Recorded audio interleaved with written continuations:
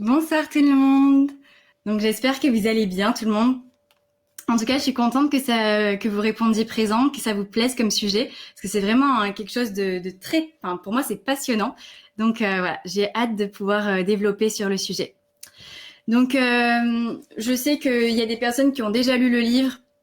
Donc, ce que je disais juste à l'instant, c'est que généralement, quand on lit le livre, on comprend pas grand-chose, ou du moins, on croit comprendre. Or, vraiment, on comprend pas, parce que c'est quelque chose sur lequel j'insiste, parce que moi, qui ai fait la formation donc de Lise Bourbeau, Écoute ton corps, qui a duré plus de 3 ans, je peux vous dire qu'on a vraiment bossé à fond sur les 5 blessures. Et finalement, quand j'ai découvert ce que c'était vraiment, je me suis dit, ok, j'avais rien compris en fait à ce que j'avais lu.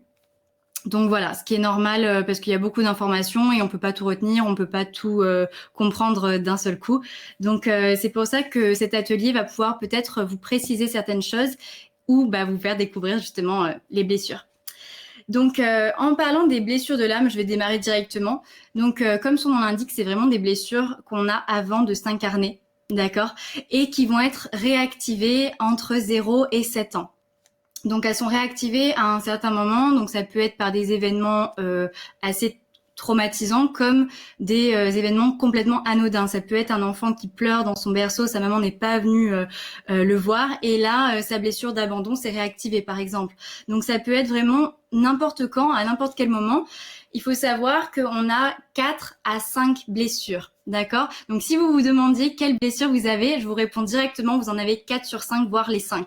Donc déjà, c'est réglé, si je peux me permettre. Donc, et après, elles se réactivent entre 0 et 7 ans, et ensuite, elles vont être réveillées tout au long de notre vie. Donc, pareil, lors d'événements assez basiques ou des événements plus traumatisants aussi. Donc, et c'est là qu'on va porter nos masques pour les personnes qui connaissent un petit peu les blessures. Donc, il y a 5 blessures et ensuite, il y a des masques qui vont par-dessus. Donc, je vais expliquer un peu plus tard à quoi ça correspond. Ne vous inquiétez pas. S'il y a des questions entre-temps, n'hésitez pas à les noter, comme ça je répondrai à la fin pour le temps de questions-réponses.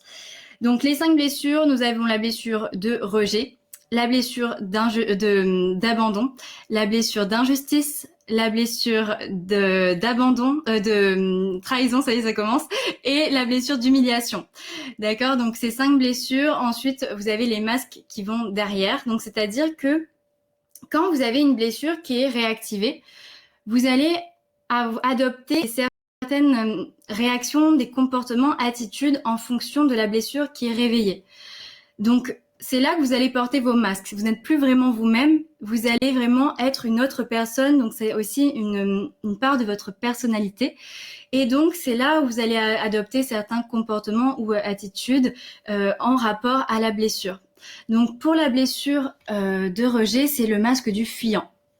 C'est la blessure qui est certainement la plus profonde. Je vais revenir à chaque fois sur chacune des blessures. Ensuite, pour la blessure d'abandon, vous avez le masque du dépendant. Pour la blessure d'humiliation, c'est le masque du masochiste.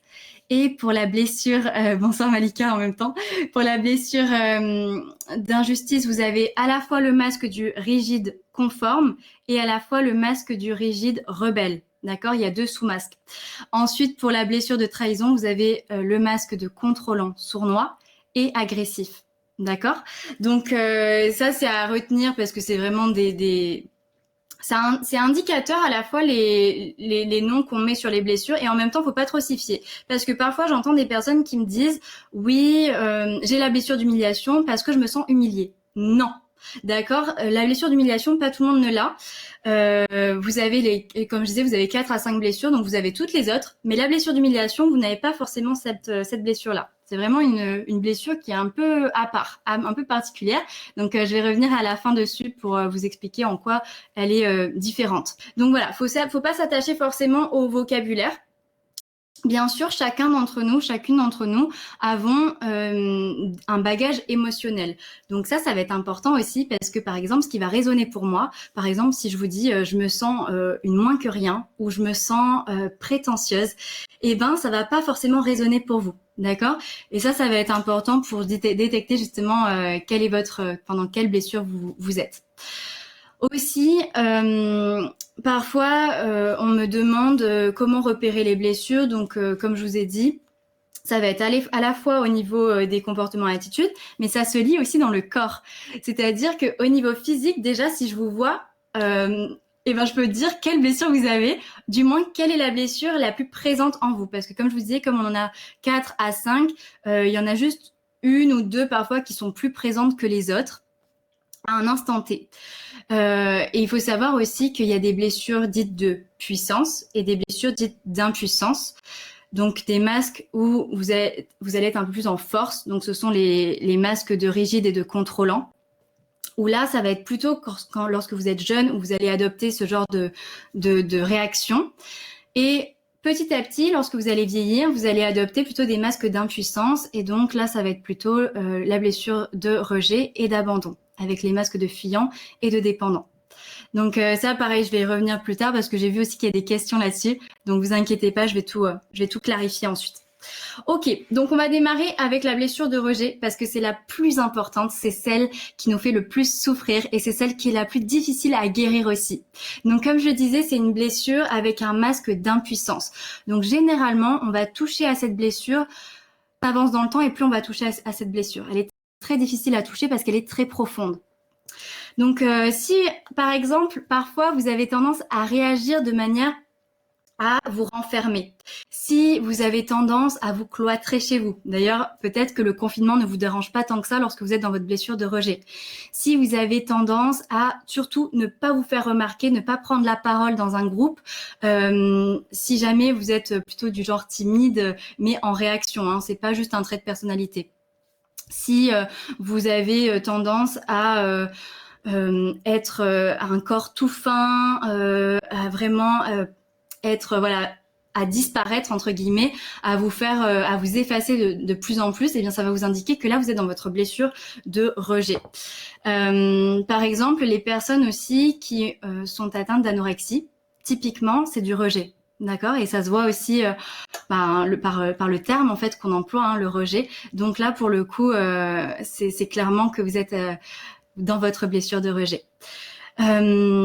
Si par exemple vous avez des articulations aussi très fines au niveau de votre corps physique, ça va vous indiquer que vous êtes dans votre blessure de rejet. Pareil, si vous avez par exemple comme si il manquait une partie de votre corps. Vous savez, parfois, on a l'impression qu'il manque une partie, par exemple, le bas du dos qui est très cambré, ou alors les femmes qui n'ont pas du tout de poitrine, ou ce genre de choses. Eh bien, ça va vous indiquer que ça, c'est typiquement en fait la blessure de rejet qui se manifeste, d'accord? Donc la personne qui est dans la blessure de rejet, qui est dans son fuyant, elle va penser qu'elle est nulle.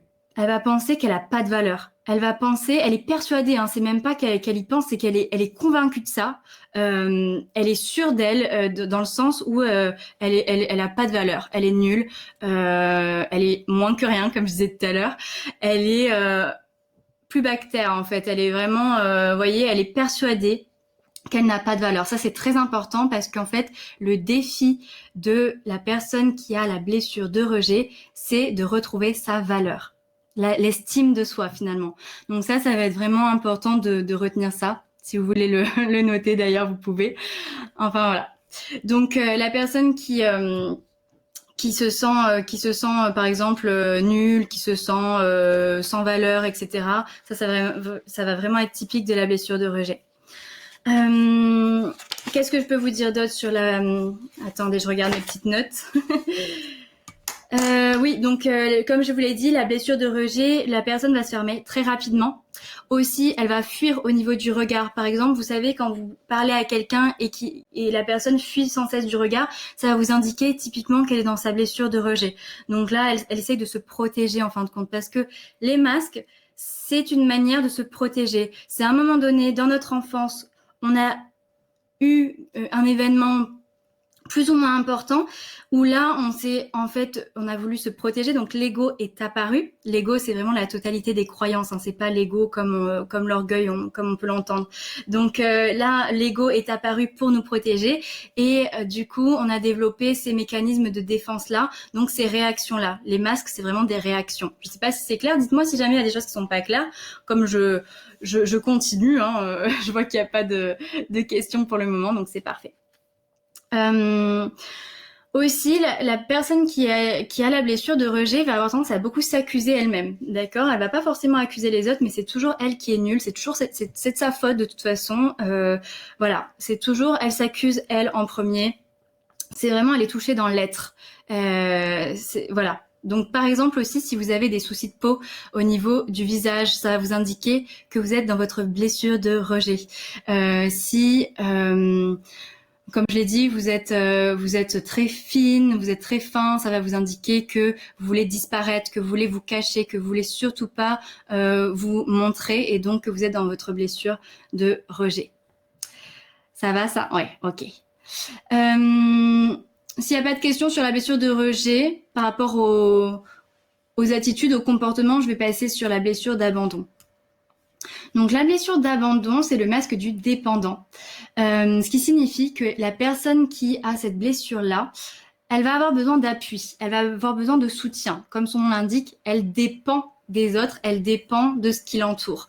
Donc, si vous avez tendance à vous soutenir sur une chaise, sur un mur, souvent lorsque vous êtes en relation avec les autres, c'est peut-être que vous avez cette blessure. Aussi, les personnes qui sont un petit peu dans leur drama, vous savez, les personnes qui en rajoutent, les personnes qui vont en faire des tonnes et qui sont un peu chiantes d'ailleurs, c'est pour ça qu'on n'aime pas trop se voir dans cette blessure, et ben c'est typique de la blessure d'abandon. Bon, bien sûr, c'est pas forcément le cas, hein. Vous pouvez aussi en faire des caisses et pas forcément être dans votre blessure. Ça va dépendre de la situation, toujours. Donc les personnes qui sont très théâtrales, même un peu fatalistes, vous allez voir, et bien ça c'est des personnes qui typiquement sont dans leur dépendant. Donc si vous avez tendance à pleurer mais de manière dramatique, surtout à montrer que vous êtes triste, à pleurnicher, et bien ça c'est typique de la blessure de la blessure d'abandon, pardon. Donc voilà, ça c'est des indications aussi pour vous. Les personnes qui ont un petit peu les yeux tombants, vous savez, ça fait un peu de la peine, ça fait pitié, on a envie de leur apporter notre attention, on a envie de tourner notre regard sur elles, de leur apporter de la pitié aussi, et bien ça c'est typique de la blessure d'abandon. D'accord. Les personnes qui ont les yeux un petit peu larmoyants, vous savez, un petit peu vitreux, avec comme si elles allaient pleurer à tout moment, ça, pareil, typique de la blessure d'abandon. Les personnes qui, du coup, prennent tout le temps la parole, donc à l'inverse du rejet, hein, qui prennent tout le temps la parole dans un groupe, qui vont vraiment s'imposer, qui vont même couper la parole des autres, et aussi demander conseil, mais ne pas suivre le conseil. Ça, typiquement, c'est la blessure d'abandon. Donc, si vous vous reconnaissez un petit peu dans ces traits de caractère-là, vous pouvez savoir qu'à des moments, vous êtes dans votre masque de dépendant. Donc, c'est aussi typiquement la victime. Si vous avez tendance à vous positionner en victime, que vous le soyez ou non, hein, pour de vrai, mais si vous avez tendance à vous positionner en tant que tel, eh bien c'est clairement que vous avez cette blessure qui est très présente en vous. Donc si vous êtes un petit peu le Calimero, eh bien, ça vous indique que vous êtes clairement dans cette blessure. Ça c'est vraiment ce qu'il faut retenir de cette blessure parce que ça c'est ce qui caractérise le mieux finalement. Donc voilà. Et puis le grand défi de la blessure d'abandon, ça va être de reconnecter à sa force parce que justement, il se montre faible pour attirer l'attention, le regard, l'intérêt des autres. Donc, il se montre faible. Or, il a besoin, son grand défi, c'est de retrouver sa force. Voilà. Donc ça va être vraiment important aussi de le retenir. Comme tout à l'heure, je vous disais, le grand défi de la blessure de rejet, c'est de retrouver sa valeur. Donc là, c'est pareil pour la blessure d'abandon. Dites-moi si je vais trop vite, j'enchaîne puisque je vois qu'il n'y a pas de questions pour le moment, parce que c'est tout bien clair pour vous. Au niveau des aspects physiques aussi que j'ai pas dit pour la blessure d'abandon, souvent vous allez avoir les bras, enfin on va avoir les bras un petit peu qui pendent comme ça, les bras un petit peu ballants, on sait pas trop quoi en faire, ils pendent quoi. Et ben ça c'est typique de la blessure d'abandon aussi. Voilà. Alors attendez, c'est très clair. Bon, parfait. Vous me rassurez parce que comme je voyais pas de réaction, je me disais ça y est, je les ai perdus. Voilà, donc je disais les bras ballants comme ça, vous savez, qui pendent, on dirait qu'ils appartiennent pas trop au corps à qui il est. Ben finalement, ça c'est typique de la blessure d'abandon aussi. Si vous avez, par exemple, le bassin, enfin, ouais, c'est plutôt au niveau des fesses en fait où ça va être un peu plus important, un peu plus proéminent, mais pas musclé. C'est-à-dire si vous avez un petit peu les fesses molles, si vous avez un petit peu voilà à cette zone-là un petit peu de gras sans que ce soit forcément gros, hein, et ben vous savez que là c'est la blessure d'abandon aussi qui se manifeste. Voilà, c'est un petit indicatif comme ça au niveau physique où vous pouvez voir que vous avez cette blessure. Ensuite, je vais passer directement à selon les moments, on peut avoir les aspects de plusieurs blessures, évidemment, et je vais y revenir plus tard. Parfois, on peut être dans plusieurs masques en même temps. C'est ça qui rend les blessures aussi difficiles, c'est qu'on n'est pas forcément que dans un masque, on peut être dans plusieurs à la fois, comme on peut shifter d'un masque à l'autre. Ça peut aller très vite, en une fraction de seconde, on part dans un autre masque. Donc oui, oui, oui. Et c'est pour ça que c'est difficile de repérer dans quelle blessure on est parfois. Voilà. Donc, je vais passer directement à la blessure d'injustice, parce que la blessure d'humiliation, je vais y revenir à la fin, comme elle est un petit peu à part. Donc, la blessure d'injustice, on va avoir deux masques. Soit le masque du rigide conforme, soit le masque du rigide rebelle. Je vais commencer avec le conforme. À savoir que la blessure d'injustice, elle est un peu mieux vue dans notre société, elle est un peu mieux acceptée que les deux précédentes. Parce que déjà, c'est un masque de puissance, donc on est plus dans notre force, d'accord? Et en plus, parce que, par exemple, au niveau de la blessure d'injustice, c'est vraiment le physique parfait. D'accord? C'est vraiment ce que la société nous montre aussi, du corps bien proportionné, parfait. Je regarde juste. On peut avoir plusieurs blessures si elles se traduisent physiquement, on n'a pas 5 corps. Évidemment, vous n'avez pas 5 corps, mais en fait, comme je disais en début de conférence, si jamais t'es arrivée après, Sophie, en fait, notre corps nous montre là où les blessures, 1 à 2 blessures les plus présentes actuellement. Mais au cours de ta vie, ça peut changer. Donc, peut-être qu'aujourd'hui, t'es plus dans ta blessure d'injustice, mais que arriver peut-être après un événement ou arriver peut-être en fin de vie, tu vas avoir plutôt la blessure de rejet ou d'abandon. Et en fait, ton corps va se transformer au fil du temps aussi, et ton corps ne ment jamais. Ton corps parle et traduit tes blessures. Donc, et parfois c'est simplement dans des petits détails. Ça peut être, par exemple, tu as les articulations, des petites articulations comme ça de la blessure de rejet, et en même temps, tu peux avoir un corps tout bien proportionné, tout bien musclé, tout bien parfait comme on aime, de la blessure d'injustice. Ça, c'est pas incompatible en fait. Est-ce que c'est plus clair pour vous le fait que voilà, notre corps, en fait, il reflète la blessure la plus présente, mais ça peut évoluer, et c'est aussi certaines caractéristiques qu'il faut prendre en compte et pas toutes. Voilà, tout simplement. Donc, pour revenir à la blessure d'injustice, en ce qui concerne le physique, donc comme je disais, c'est vraiment un physique parfait et rigide. Hein. Si vous avez un peu la barre la barre de fer, là, vous savez, qui vous maintient très rigide, et ben vous savez que vous avez la blessure de rigide, que ce soit conforme ou rebelle. D'accord? Lorsque vous avez un corps très bien proportionné, que vous êtes bien musclé, bien tonique aussi, vous savez, bien voilà, et ben ça vous indique, vous savez, il y a rien qui dépasse, même quand vous vous allongez, le gras ne retombe pas, etc. Ça, c'est typique de la blessure d'injustice.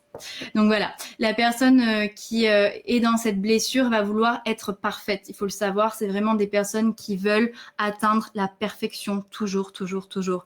Donc, si vous avez tendance à vous mettre la barre très haute, vous savez, à vous mettre aussi des listes à non plus finir, à vouloir tout terminer, même si c'est impossible hein, à réaliser dans le temps imparti, ben ça va être vraiment typique de cette blessure-là. Le grand défi de la blessure d'injustice, avant que je passe à chaque masque, ça va être de reconnecter à sa sensibilité, parce que la blessure d'injustice, en fait, il s'est coupé, la personne qui a cette blessure, elle s'est complètement coupée, et même là, à ce niveau-là, on peut voir, il y a comme une césure au niveau du buste, parce que ça fait trop mal, en fait, quand elle était plus petite, plus jeune, la personne qui a cette blessure a trop souffert de quelque chose, ça peut être n'importe quoi, et du coup, elle s'est totalement coupée de ses émotions. Donc, c'est une personne qui va être assez froide, qui va être assez insensible, qui va avoir du mal à du coup, qui va ne pas pouvoir même toucher à ses émotions. Ça va être pour elle un vrai challenge de se reconnecter à ses émotions.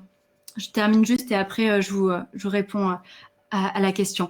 Donc ça va être vraiment son grand défi de se reconnecter à ses émotions parce que généralement elle ne les sent même pas, d'accord? Donc ça c'est typique. Alors non, on ne se débarrasse pas de ces blessures, seulement on va apprendre à les accueillir, à les gérer aussi, et surtout à en prendre conscience en fait. Parce que si vous n'en avez pas conscience, déjà vous pouvez pas savoir qu'elles sont là. Donc d'une, il faut en prendre conscience.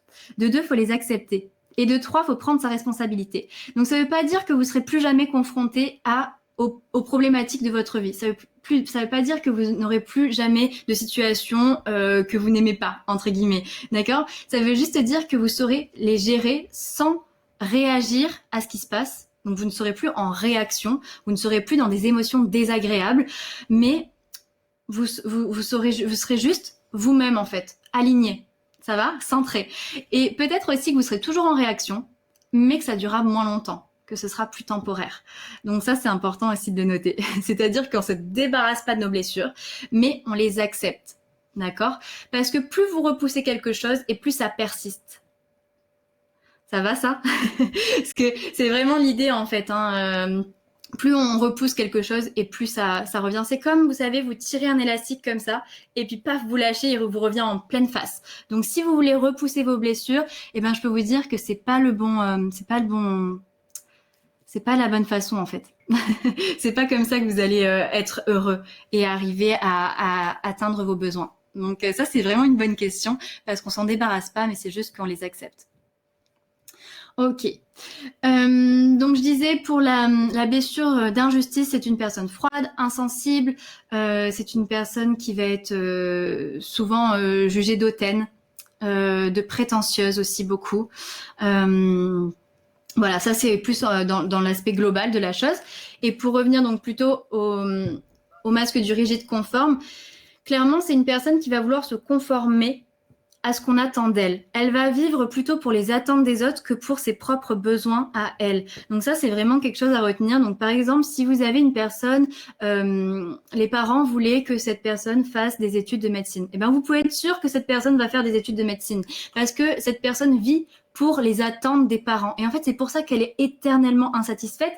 C'est parce que, vous voyez, je la connais bien cette blessure parce qu'elle m'anime. C'est parce qu'en fait, souvent, elle va vouloir répondre aux attentes de telle personne, de telle personne, de telle personne, de telle personne, sauf que les autres n'ont jamais la même attente pour vous. Donc en fait, elle va se couper en quatre et elle va jamais pouvoir réaliser ses propres besoins. Donc là, c'est vraiment important de voir en fait si vous agissez plutôt en fonction des autres, si vous voulez tout le temps plaire et vous faites systématiquement attention au regard des autres, ou est-ce que vous agissez pour vous? Est-ce que vous réalisez vraiment ce que vous voulez au plus profond de vous? Ça, c'est vraiment une question à se poser parce que ça va changer aussi votre manière de réagir et votre façon voilà, de vivre finalement, de prendre vos décisions. Donc, c'est une personne qui va se contrôler énormément aussi. Attention à ne pas faire de vagues. C'est une personne qui est très compétitive, donc elle va tout le temps chercher à être la meilleure dans tous les domaines. C'est une personne qui est tout le temps dans l'action. Donc comme je vous disais, des listes à rallonge, parfois des objectifs inatteignables, mais pour elle, c'est atteignable plutôt. Donc elle va vouloir tout faire pour aller vers ses objectifs, mais parfois c'est beaucoup trop. Elle s'en met beaucoup trop sur le dos et voilà, c'est pas ça en fait. Donc ça, c'est le rigide conforme. Pour le rigide rebelle, ça va être un petit peu différent parce que c'est une personne qui, au contraire, va aller à l'encontre des lois. C'est une personne qui va aller au front. Donc vous savez, les personnes qui vont manifester, typiquement les gilets jaunes, etc. Les personnes qui vont clairement dire ce qu'elles pensent, se révolter, se rebeller justement, eh bien c'est des personnes qui sont dans le rigide rebelle. Donc c'est aussi des personnes qui vont critiquer euh, ceux qui ne correspondent pas à leur idéal.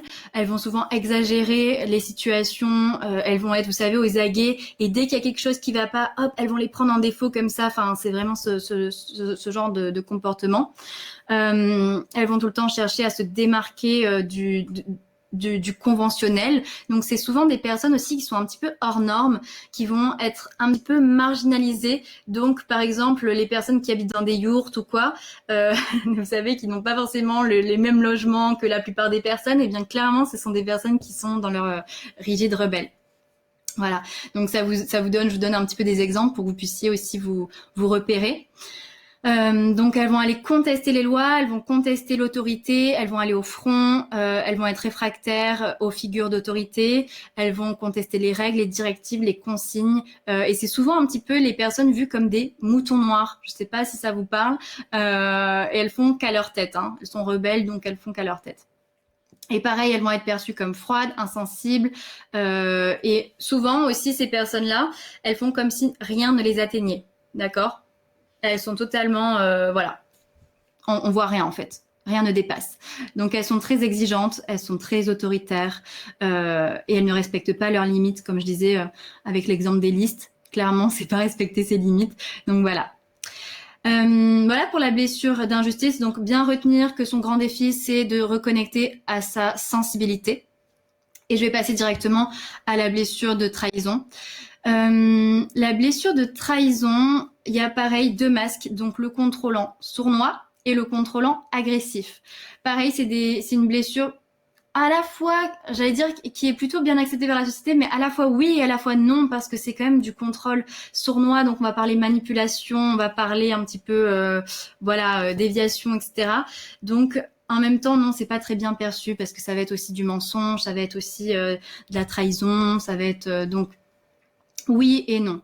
Mais au niveau physique, pareil, ça va être quelqu'un qui va être assez bien formé, dans le sens plutôt comme la société nous l'indique d'être en fait. Pour les femmes, ça va se montrer plutôt au niveau du bassin. Vous savez, les femmes qui ont des hanches assez proéminentes, un bassin assez large avec peut-être des fesses assez importantes, et bien ça vous indique que vous êtes clairement dans votre contrôlant, que ce soit sournois ou agressif. Et pour les hommes, ça va être, vous savez, le V, quand on a comme ça des épaules très larges et au contraire le bassin qui est plutôt plus petit. Et bien ça va vous indiquer là les hommes que vous êtes dans votre blessure de trahison avec votre contrôlant sournois et agressif. Voilà. Donc pareil, quelqu'un d'assez tonique, assez musclé. C'est une personne en fait qui montre déjà physiquement qu'elle a confiance.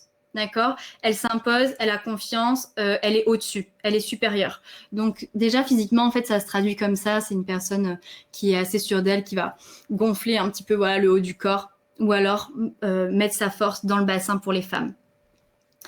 C'est une personne aussi, pour notamment je vais y arriver, le masque du sournois, pardon, le contrôlant sournois. C'est une personne qui va être un petit peu aguicheuse. Vous savez, les personnes qui souvent ont un regard un petit peu charmeur, qui vont essayer de vous manipuler un petit peu, de vous aguicher avec leur regard. Et ben ça, typiquement, c'est pour attirer votre regard, pour vous séduire finalement, pour que ensuite vous répondiez à leurs propres désirs. En fait, ceux qui ont cette blessure-là, ils savent très bien ce qu'ils veulent. Ils savent très bien ce dont ils ont envie et besoin. Et ils vont tout faire pour que les autres répondent à leurs propres désirs, à leurs propres besoins. Donc en fait, ils vont se servir de leur regard, ils vont se servir des mots, ils vont se servir d'attitudes pour que les autres finalement fassent ce qu'ils veulent. D'accord ? Donc c'est une forme de manipulation, hein, je vous l'accorde. Pour le masque du contrôlant agressif, au contraire, ça va être un regard intense, un regard assez autoritaire et aussi séducteur, parce qu'il faut savoir qu'il passe souvent par la séduction, et si ça marche pas, pour le contrôlant sournois, ça va être plutôt, il va passer par du chantage pour que vous puissiez faire ce qu'il veut, et pour le contrôlant agressif, au contraire, il va être autoritaire. Donc là, il va s'imposer. Voilà, ça c'est vraiment important parce que c'est assez net généralement pour les personnes qui sont dans ces blessures-là. Donc pour le contrôlant sournois, généralement, les personnes, comme son nom l'indique, en fait, vont passer par des détours, vont faire ça. Ça va être très sinueux. Elles vont, en fait, vous dicter ce qu'elles veulent, mais sans vous le dire clairement. Ça va être toujours par des petits jeux de séduction, par des tournures de phrases. Voilà, peut-être que ça va être aussi par du chantage, comme je disais, si ça marche pas la version d'avant. Enfin voilà, ça va être toujours un petit peu comme ça. Vous allez jamais savoir sur quel pied danser non plus avec ces personnes. C'est vraiment assez vicieux, d'accord? Sournois, vicieux. C'est vraiment ça dans cet esprit-là. Donc elles vont pas s'énerver parce que le contrôlant agressif, pour le coup, lui, il s'énerve. Par exemple, si vous êtes face à quelqu'un qui va piquer des colères noires, qui va être autoritaire, qui va être, vous savez, c'est vraiment, et en plus, c'est pas une perte de contrôle, hein. C'est-à-dire qu'il va s'énerver, mais il sait très bien ce qu'il fait parce qu'il s'énerve pour que vous fassiez ce qu'il veut. D'accord? Je dis il, mais ça peut être elle, hein. Je dis, voilà. Donc, je dis le contrôlant sournois et agressif. Donc, sachez que ça peut être aussi des femmes qui ont cette blessure. Donc voilà, ils vont en fait faire tout ce qui est en leur pouvoir pour finalement que vous fassiez ce qu'ils veulent. Donc si jamais vous vous retrouvez un petit peu dans ces caractéristiques-là, vous savez que vous avez cette blessure. Je vais voir si j'oublie rien pour cette blessure. Dites-moi si ces comportements font penser aux pervers narcissiques. Exactement. Oui, effectivement, ces personnes-là sont souvent des personnes qui sont pervers narcissiques. Donc après, à savoir qu'on a tous aussi ce côté-là en nous de manipulation. Hein. Vraiment, il n'y a pas que les pervers narcissiques. Il y a vraiment toutes ces personnes, et souvent c'est difficile de se voir là-dedans parce que c'est un peu difficile de s'avouer là-dedans. À savoir aussi, donc, ils vont utiliser le mensonge pour que vous fassiez ce qu'ils veulent parce qu'ils sont prêts à tout en fait pour ça. Voilà. Ah, et j'ai oublié de vous dire, le grand défi de cette blessure de trahison, c'est de se reconnecter à sa vulnérabilité. D'accord? Parce que ce personnage, j'allais dire, dans cette blessure-là, en fait, ils vont avoir tendance à se montrer très forts, très capables, toujours au-dessus des autres, toujours supérieurs. Et donc, en fait, leur grand défi, ça va être de se reconnecter à leur vulnérabilité. Ils en sont incapables, d'accord? Donc, si vous avez vous aussi du mal à vous sentir vulnérable, eh bien, sachez que ça peut être aussi lié à cette blessure-là. Oui, pervers, c'est quand c'est vraiment, ouais, dominant, ouais, c'est ça. Oui, tout le monde n'est pas pervers narcissique, hein, je vous rassure. Ça peut être le cas, comme ça peut ne pas l'être du tout. Et comme je vous dis, tout le monde a cette blessure-là, donc vous l'avez aussi un petit peu ce côté. Franchement, qui ne s'est jamais menti à soi-même d'une part, et qui n'a jamais menti à quelqu'un? Bon, je pense que la réponse, voilà. Je pense que tout le monde sait qu'on a déjà un petit peu ce côté-là en nous. C'est juste qu'on ne veut pas se l'avouer et qu'on n'est pas à 100% honnête avec soi. mais voilà. Donc, s'il n'y a pas d'autres... J'ai un peu tout dit sur cette blessure. Je me dépêche parce qu'on n'a pas beaucoup de temps. Donc, je vais vite. Mais voilà, je suis obligée. Donc, on va passer à la blessure d'humiliation parce qu'elle est souvent très mal comprise et je veux revenir là-dessus. Donc, à savoir que vous n'avez pas forcément la blessure d'humiliation, je le répète. C'est-à-dire que vous avez 4 à 5 blessures. Mais la blessure d'humiliation, c'est peut-être celle que vous n'avez pas. Pourquoi? Parce que la blessure d'humiliation, c'est une blessure, comme je vous le disais, c'est pas parce que vous vous sentez humilié que vous avez la blessure d'humiliation. Moi, souvent, je me suis sentie humiliée dans ma vie et j'ai pas cette blessure. Donc ça vous montre un petit peu que faut pas forcément prêter attention aux mots employés, mais il faut plutôt prêter attention au physique et au comportement et attitude. Donc au niveau physique, la personne qui a le masque du masochiste, donc lié à la blessure d'humiliation, c'est une personne qui va avoir des rondeurs. Ça veut pas dire qu'elle est en surpoids. Souvent on confond un petit peu les deux. Ça veut juste dire qu'elle a des rondeurs. Par exemple, vous savez, les personnes qui ont des doigts tout boudinés, ça peut être ça. Ça peut être aussi, vous savez, quand on dit on a la bouée là, et ben ça peut être aussi sous cette forme-là. Ça peut être des joues toutes rondes, vous voyez, vraiment dans ce sens-là. Donc des rondeurs, mais pas forcément un surpoids. Ça, c'est important de le retenir au niveau physique. Ensuite, la personne qui a cette blessure-là, le masque du masochiste, c'est une personne qui a une grande difficulté à jouir de sa sensualité, de ses sens d'une manière plus globale. Donc, c'est pas forcément quelqu'un qui se sent humilié, comme j'ai dit, c'est plutôt quelqu'un qui va apporter un regard qui va en fait se sentir un petit peu dégoûtante, un petit peu sale, un petit peu impure. Voilà, c'est le mot que je cherchais. Une personne qui va se sentir impure par rapport à Dieu ou par rapport à, voilà, vous savez, c'est pas forcément une question de religion, mais c'est par rapport à quelqu'un qui serait supérieur à soi. Donc la personne va se sentir très impure, très sale et ne va pas oser jouir de ses sens et jouir de sa sensualité. Donc c'est dans ce sens-là qu'il y a de l'humiliation en fait. La blessure aussi qui a ce masque de masochisme, ça va être la bonne copine, vous savez, ou le bon copain, qui va être toujours présente pour ses amis. C'est une personne qui va vouloir toujours concilier. Vous savez, elle arrondit les angles. Elle ne va jamais aller au conflit. C'est une personne qui n'aime pas le conflit et qui veut que tout le monde s'entende bien. Et d'ailleurs, elle va s'oublier là-dedans parce que souvent, elle va être très présente pour les autres. Elle va toujours répondre, répondre présente pour les autres, mais elle va s'oublier elle-même. C'est pour ça que parfois, elle peut se négliger aussi au niveau physique. C'est une personne, donc comme je disais, qui a une grande sensualité, mais qui va pas connecter à cette sensualité. C'est parce que elle se sent impure, comme j'ai dit, etc. Et aussi au niveau du sexe, c'est une personne qui va être très sensuelle, mais qui va pas oser jouir de cette sensualité-là aussi au niveau de sa sexualité. Donc, je pense que là, c'est déjà un peu plus clair pour vous. Mais voilà, c'est pas du tout, c'est pas du tout. Parfois, quand on lit le livre, on se dit ah mais j'ai la blessure d'humiliation et tout, mais pas du tout en fait. Donc, c'est vraiment ces points-là qu'il faut retenir. Qu'est-ce que j'oublie dans la blessure? Ah oui, le défi du coup de la blessure d'humiliation, ça va être de se reconnecter à sa sensualité, comme je l'ai dit. Comme elle va pas oser jouir de ses sens, clairement, il va falloir qu'elle s'y reconnecte pour relever le défi de cette blessure-là. Voilà. Donc, je regarde si j'ai rien oublié pour cette blessure. C'est ici. Est-ce que vous avez des questions? J'ai noté les questions que vous m'avez posées aussi par Yoz.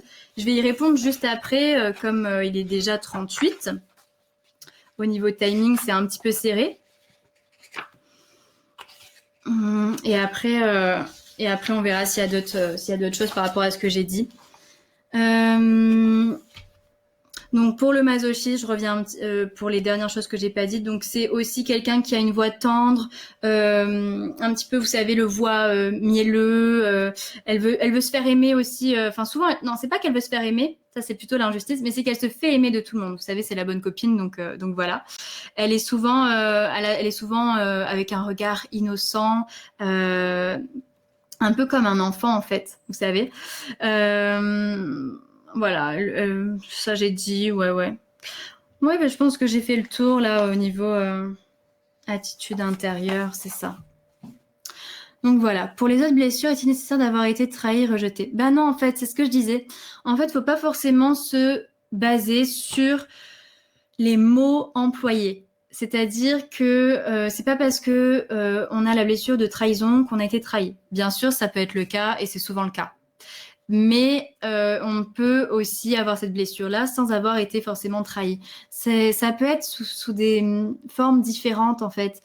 Parce que parfois, vous vivez une trahison, mais dans les faits, il n'y a pas eu de trahison. Mais vous le vivez comme tel, parce que c'est dans votre bagage émotionnel. C'est vraiment ce que vous portez en vous depuis votre tendre enfance. C'est aussi lié à votre éducation. Vous savez, peut-être que souvent vos parents... Oui, un ressenti, exactement. Peut-être que vos parents vous ont souvent dit des choses comme, je sais pas, vous savez, des choses un peu marquantes qu'on peut dire quand on est enfant, on entend toutes sortes de choses. Et ben parfois, ce genre de choses-là, ça nous marque. Et en fait, ça va réactiver nos blessures, ça va les réveiller. Et c'est là qu'on va développer, du coup, c'est là que nos masques vont réapparaître. On va être dans nos masques et du coup, c'est là que la blessure apparaît, ouais. Mais voilà, faut pas faire trop attention aux termes. D'ailleurs, Lise Bourbeau a développé ces blessures-là, mais à savoir qu'il y avait d'autres blessures avant qui avaient été développées, donc sous d'autres termes aussi, sous d'autres noms.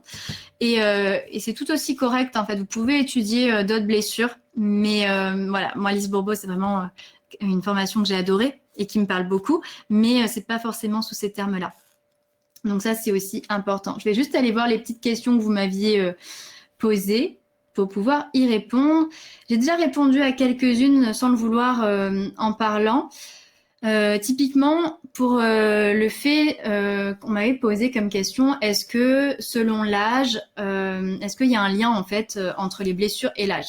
Ben, j'ai envie de dire oui et non, parce que toutes les blessures peuvent réapparaître et se réveiller en fait, à n'importe quel moment, ça dépend pas forcément de l'âge, mais ça peut aussi parce que, comme je disais, donc il y a des masques de puissance et il y a des masques d'impuissance. Donc les masques de puissance, ça va être plutôt quand on est jeune, et plus on vieillit, je sais pas, parfois vous voyez des personnes âgées qui sont de plus en plus fines, de plus en plus un petit peu recroquevillées sur elles. Donc là, ça va être plutôt le rejet, ça va être plutôt l'abandon aussi. Hein. Donc elles vont avoir plutôt tendance à disparaître, à se fondre, à être recroquevillées sur elles, à finalement faire preuve de plus de vulnérabilité aussi. Donc ça va vous indiquer que la personne est plus dans ses masques d'impuissance. Voilà. Ensuite, j'avais comme question savoir accueillir, mais si cela revient lors d'un événement traumatisant. Ben oui, c'est ce que je disais tout à l'heure en fait, et comment faire pour être heureux. C'est ce que je disais au début. Souvent, on va avoir envie de repousser les blessures, de ne plus y faire face, sauf que c'est pas du tout le bon process. Au contraire, il faut les conscientiser, les accepter et ensuite prendre notre responsabilité. Et du coup, ça passe par plusieurs phases sous-jacentes, mais en fait, on ne repousse pas les blessures, elles seront toujours là, c'est juste qu'on va plus être en réaction, donc on va plus vivre forcément des émotions désagréables, parce que voilà, souvent quand on est dans ces masques-là, on vit des, enfin c'est pas souvent, c'est sûr, on vit des émotions désagréables qui vont avec, et donc là, ce sera juste que vous allez plus vivre ces émotions-là, et puis peut-être que vous allez encore réagir, donc encore vivre des émotions, mais moins longtemps. Ce sera beaucoup plus temporaire. D'accord? Donc, à savoir que de toute façon, c'est temporaire. Hein. Vous êtes dans vos masques et puis ensuite, vous revenez à vous-même et ça peut encore shifter dans un autre masque. Il y a des personnes qui vivent constamment dans des masques aussi, hein, qui shiftent comme ça de l'un à l'autre et c'est très rare qu'elles soient pleinement elles-mêmes. Donc, faire attention aussi quand on y est ou pas dedans. Voilà. Pourquoi appelle-t-on les blessures? Y a-t-il un lien avec une douleur? Bah oui, clairement, c'est une faille un petit peu... Ouais, Malika, c'est ça. En fait, les blessures, la difficulté est de les détecter. Je réponds juste à Malika et ensuite, Catherine, je te réponds aussi. Mais ouais, en fait, les blessures, c'est parce que ça fait mal. Quand elles sont apparues dans ta vie ou dans votre vie, en règle générale, c'est parce qu'il y a eu un événement, que ce soit un événement traumatisant ou un événement totalement anodin. Ça, il n'y a pas vraiment d'importance en fait. Ça peut être n'importe quel événement. Et bien là, il y a une blessure qui s'est réactivée. Elle était déjà présente, hein, mais elle s'est réactivée. Et en fait, c'est vraiment un mécanisme de protection. Donc en fait, l'ego est apparu. Il a incrusté en vous une croyance. Et c'est là en fait que parce qu'il y a eu une souffrance derrière, parce que vous avez eu mal, parce que il y a eu une émotion désagréable. Donc en fait, l'ego est apparu pour vous secourir, pour que vous n'ayez plus à souffrir. Or, finalement, on souffre plus quand on est dans nos masques que quand on l'est pas. Donc voilà. Je sais pas si j'ai répondu à la question, mais oui, blessure, parce que effectivement, il y a toujours des émotions désagréables liées aux blessures, et qu'en fait, on a développé ces masques pour nous protéger. Et la difficulté est de les détecter, effectivement, c'est vraiment pas évident de les détecter. Souvent, on confond tout en fait, et parfois on croit qu'on est dans une blessure, mais on est dans une autre. Parfois, on pense que on est nous-mêmes. Or, il y avait un petit masque qui s'était faufilé. Donc, ça va être vraiment difficile il faut être. En fait, la clé, c'est de s'observer. Vraiment, c'est le meilleur conseil que je peux vous donner, c'est de vous observer, sans vous juger, sans vous critiquer, voilà. Et pas forcément lorsque vous êtes en réaction, c'est-à-dire parce que des fois, on va être en réaction, là, ça y est, on va être en colère, on va être dans tous nos états, et là, on va être dans nos masques. Mais c'est pas forcément à ce moment-là qu'il faut s'observer, c'est plutôt après, lorsque vous prenez un petit peu de recul. Ok, vous prenez le temps d'observer la situation. Qu'est-ce qui s'est passé? Vous prenez le temps de voir votre réaction. Comment j'ai réagi? Qu'est-ce que ça a éveillé en moi? Comment je me suis sentie? Et là, en fait, vous allez voir, ok, j'étais dans cette blessure-là, j'ai mis ce masque-là. Pourquoi? Parce que je me suis protégée, parce que je me suis sentie triste, parce que je me suis sentie soumise, parce que je me suis sentie incapable, parce que je me suis sentie Peu importe, ça peut être n'importe quoi. Mais voilà, en fait, c'est vraiment des mécanismes de protection et selon en fait comment vous allez réagir, vous allez pouvoir détecter les blessures. Et plus vous allez les détecter, plus vous allez être consciente des blessures dans lesquelles vous êtes, des masques que vous mettez, et plus vous allez pouvoir les accepter aussi. Et pour Clémence, du coup, comment peut-on guérir peut-on guérir définitivement des blessures? Ben oui, on peut guérir des blessures, en effet, mais ça prendra plusieurs vies. Donc autant vous dire, vous ferez pas tout le taf. Après, faut croire à tout ça aussi, hein. Mais vous allez pas faire tout le taf là, cette vie-là, hein. Donc c'est vraiment un boulot assez conséquent. Mais plus vous allez en faire dans cette vie-là, et mieux ce sera. Parce que comme ça, bah tout le reste entre guillemets va suivre. Donc faites-en un maximum tant que vous pouvez. Et parce que c'est aussi pour être de plus en plus aligné, pour être de plus en plus en accord avec soi. Et, ouais, je lis en même temps, désolée. Donc c'est pour aussi se reconnecter à son vrai soi. Parce que souvent, lorsqu'on est dans nos masques, on n'est plus nous-mêmes en fait, hein. Certes, les blessures vont faire partie entre guillemets de notre personnalité. Elles vont un petit peu se greffer à notre personnalité, mais ce n'est pas nous quand même.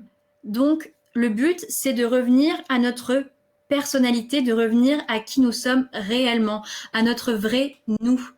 Donc ça, c'est vraiment le but ultime en fait, hein, pour être 100% soi et pour aller vers nos désirs et nos besoins profonds. Je découvre les mots à poser sur les mots. Merci Malika, ça me fait vraiment plaisir parce que c'est le but en fait. Donc poser des mots sur les mots, exactement. Bravo à toi, c'est génial. Je poursuis juste avec les questions pour qu'on dépasse pas trop.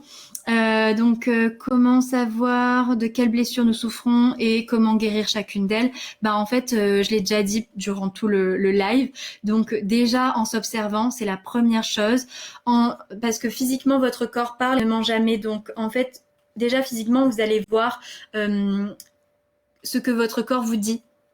Donc avec ce que je vous ai un peu dit là au niveau physique, vous allez pouvoir déjà détecter quelle est la blessure la plus présente en vous physiquement. Et ensuite, vous allez pouvoir aussi voir dans vos comportements. Donc les comportements, c'est comment vous réagissez. Quels vont être vos actes, vos postures, comment vous réagissez vraiment. Et vos attitudes intérieures aussi. Donc les attitudes intérieures, c'est vos émotions vécues. Qu'est-ce qui se passe à l'intérieur de vous au moment où les masques sont réactivés? Ça va être vraiment très important d'observer ces trois aspects-là pour voir en fait dans quelle blessure vous vous trouvez, ensuite en prendre conscience et puis aller vers la guérison de plus en plus. Et ensuite, j'avais une question, est-ce que ça peut influencer la grossesse, accouchement, à la manière d'être? Donc après, c'était un peu plus personnel par rapport à la personne qui m'a posé cette question. Mais j'ai envie de dire, quand on est enceinte, en fait, tout influence sur tout, même quand on n'est pas enceinte. Donc finalement, oui, il y aura une influence, puisque encore plus quand on est enceinte, en fait, tout a une influence sur la grossesse. Donc finalement, j'ai envie de dire oui. Après, je sais pas trop dans quel sens était tournée la question, mais j'ai envie de dire aussi que c'est pas pour autant, c'est pas parce que vous savez que des choses extérieures vont venir influencer votre grossesse ou votre manière d'être que va falloir agir différemment. En fait, vous êtes parfaite tel que vous êtes déjà. Donc le but c'est de s'accepter de soi. Donc ça sert à rien de vouloir en fait changer son comportement en se contrôlant, sinon on va retomber dans des masques et ça c'est dommage. Mais aussi la période de la grossesse, ça peut réveiller énormément de choses. Donc je pense que cette période n'est pas du tout anodine et qu'effectivement il peut y avoir beaucoup de choses qui remontent à la surface et ça peut être un moment précis de votre vie où vous allez devoir et avoir besoin de faire un petit travail sur vous. Voilà, vous allez avoir des prises de conscience, ça va percuter et vous allez faire un bond en fait dans votre évolution parce que c'est des moments propices en fait pour ça. Après, ça dépend des croyances de chacun, de l'éducation de chacun, du bagage émotionnel de chacun. Donc, encore une fois, essayez d'observer un petit peu ce qu'on vous a dit depuis que vous êtes enfant. Essayez de voir les réactions que vous avez tendance à prendre. Moi, je sais que j'ai une très grosse blessure de rejet, mais aussi par-dessus, j'ai mis la blessure d'injustice. Donc, je vais avoir tendance en premier lieu à fuir beaucoup des situations, à vouloir me cacher, me cloîtrer, à vouloir totalement disparaître. Mais par-dessus, j'ai mis la blessure d'injustice pour être la plus parfaite possible. Ok, pour qu'on n'ait plus rien à me redire, pour que en fait je sois au top du top, mais bien sûr ça marche pas, hein. Je vous dis ça, ça marche pas. C'est juste en fait un peu une quête sans fin, mais finalement voilà, on n'atteint jamais les objectifs qu'on veut puisque c'est pas des vrais objectifs, vous voyez ce que je veux dire. Donc voilà un petit peu pour les blessures. Est-ce qu'il y a d'autres questions auxquelles je n'ai pas répondu? Des incompréhensions peut-être qui vous viennent. Donc ce que j'ai pas dit, parce que là je parlais de la blessure de rejet et d'injustice, sous la blessure de rejet, vous avez la blessure d'injustice. Parce qu'en fait, la blessure de rejet, c'est un masque de puissance. Et en dessous, vous allez avoir la blessure d'injustice qui est un masque d'impuissance. Et à l'inverse, pour la blessure d'abandon, en dessous va se positionner la blessure de trahison. Masque de puissance, masque d'impuissance. Donc en fait, lorsque vous êtes dans votre abandon, par-dessus, vous allez avoir la blessure de trahison qui va par-dessus. Donc c'est un vrai casse-tête aussi, parce que parfois vous pouvez mettre votre masque de rigide conforme par exemple pour être le plus parfait possible, pour qu'on ait rien à vous dire, et puis en dessous en fait vous allez voir que c'est parce que vous vous sentez nul, parce que vous n'avez pas de valeur, dans votre croyance, hein, je sais pas ce que je vous dis, mais voilà, et du coup vous êtes dans votre rejet finalement. Donc ça, c'est aussi important de le voir, parce que ça va vous indiquer en fait encore un peu plus précisément dans quelle blessure vous êtes. Donc sachez qu'à chaque fois que vous êtes dans votre blessure d'abandon, il y a la trahison qui est par-dessus. Et même chose pour si vous êtes dans votre blessure de rejet, il y a l'injustice qui est par-dessus. Donc ça, c'est vraiment à retenir. Et après, si on veut aller un peu plus loin, je peux aussi vous dire que la blessure de rejet est réactivée par le parent du même sexe. Donc pour les femmes, ça va être par la mère, et pour les hommes, ça va être par le père, ou les personnes qui ont joué le rôle de mère ou de père. Hein, c'est pas forcément, voilà, si vous avez été élevé par d'autres personnes, ça peut être aussi les figures qui ont représenté ces personnes-là.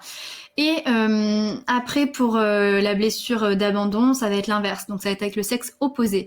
Donc pour les femmes avec leur père, et pour les hommes avec leur mère, ou les figures qui ont représenté les parents.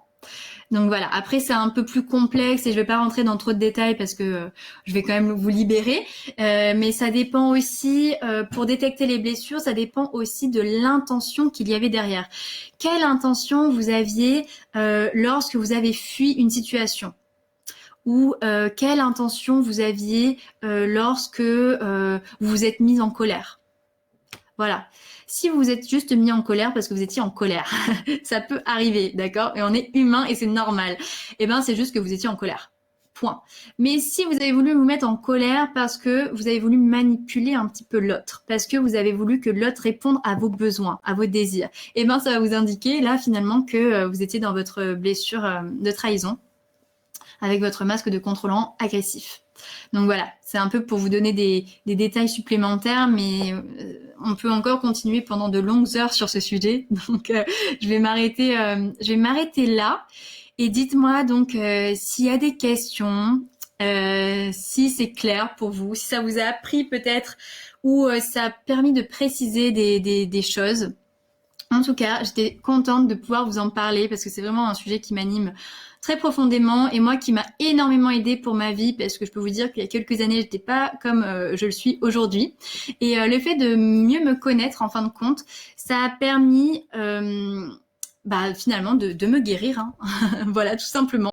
Donc en fait, plus vous allez vous connaître au plus profond de qui vous êtes, et plus vous allez atteindre à la fois vos objectifs, à la fois vos désirs, vos besoins profonds, et à la fois vous allez vraiment vous épanouir en fait, répondre à ce que vous aspirez. Merci beaucoup Daniel, merci Julie. Alors Catherine, une fois qu'on identifie un masque dans une situation précise, que fait-on? Bonne question. Quand on identifie un masque, déjà, ça veut dire que tu en as pris conscience. Donc ça, c'est super. La prise de conscience, ça va être le premier step. Ensuite, ça va être d'accepter. Et donc l'acceptation, c'est encore un autre délire, c'est un peu plus compliqué. L'acceptation, c'est le fait de ne pas forcément être d'accord avec ce qui se passe, mais de l'accepter tout simplement.